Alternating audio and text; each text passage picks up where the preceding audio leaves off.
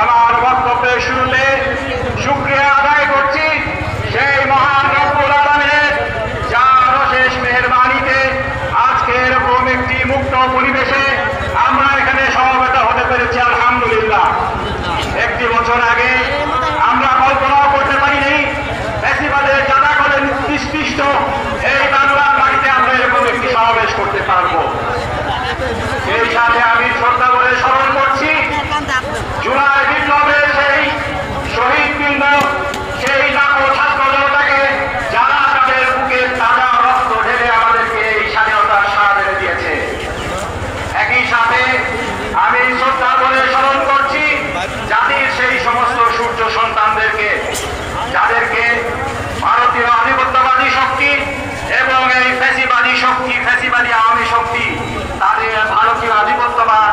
এবং ফ্যাসিবাদকে চিরস্থায়ী করার জন্য পথে